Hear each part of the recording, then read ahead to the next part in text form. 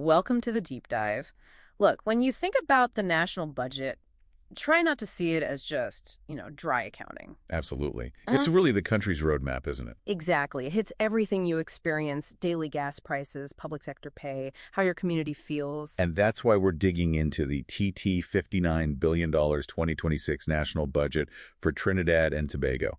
The new administration's theme is TNT First, building economic fairness through accountable fiscal policies. Yeah, TNT first. But right away, you see the clash. The government says it's a people-focused recovery plan, but the opposition, they've slammed it, called it fake and fraudulent. Oh, So looking at the big numbers, what jumps out first? well, the scale, for Yeah. one. Planned spending is TT $59 billion, but they're also forecasting a pretty significant fiscal deficit of TT $3.8 billion.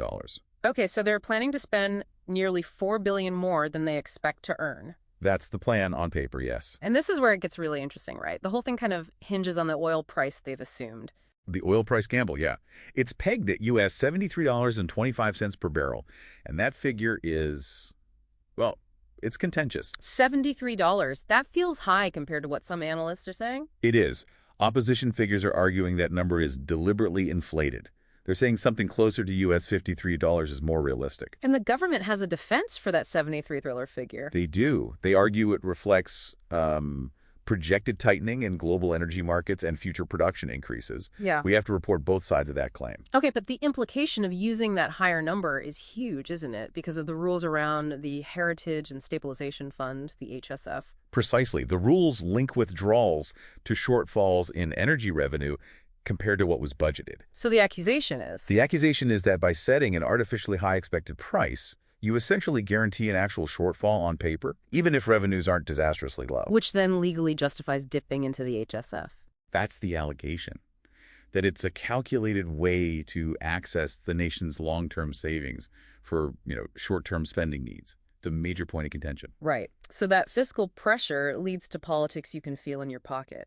Let's talk about the relief measures. The big headline is the super gas price cut. Yeah, down by $1 per liter.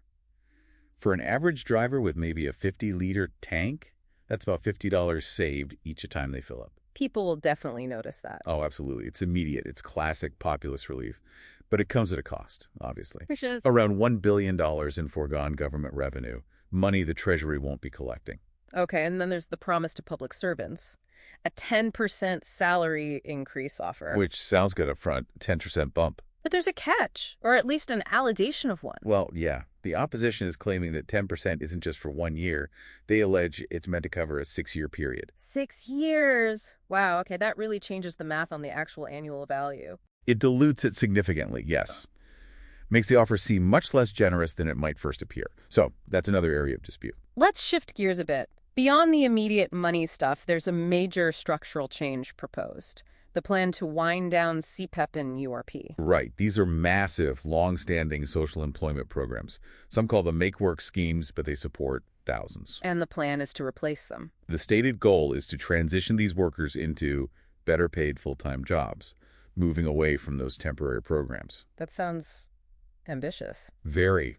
Independent analysts are calling it operationally complex. I mean, you're talking about shifting thousands of vulnerable workers in a labor market that's already struggling. Huge political and social risk there if it doesn't work out. Exactly. These programs, whatever their flaws, are a safety net.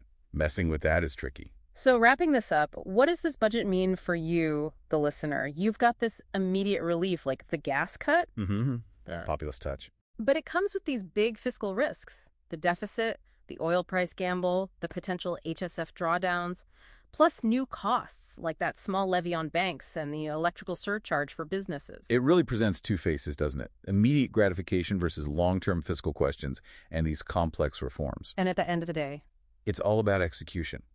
Can they manage the deficit? Can they actually pull off these major structural changes like the CPER-PU transition without causing major disruption? The rhetoric is one thing, delivery is another. and maybe the final thought to leave you with is this. That promise to transition CPEP and URP workers is perhaps the most profound structural shift proposed. If that operationally complex reform fails, what happens then? Right. Could the potential rise in unemployment and social instability completely undercut the government's whole platform of economic fairness? That's the big question hanging over this budget. A lot is riding on getting that transition right.